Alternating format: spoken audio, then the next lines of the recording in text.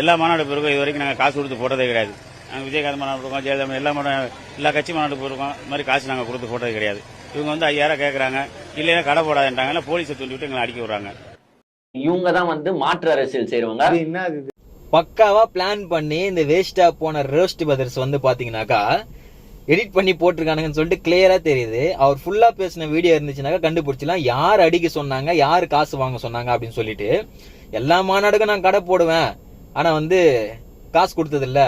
இந்த டிவிகே மாநாடுக்கு நான் கடை போடணும் அப்படின்னாக்கா டிவிகே சார்பாக என்கிட்ட வந்து காசு கேட்கறாங்கன்னு சொல்லிட்டு அவர் மென்ஷன் பண்ணவே இல்லை, சொல்லவே இல்லை. ஏன்னா அது எடிட்டிங் ஃபேக்.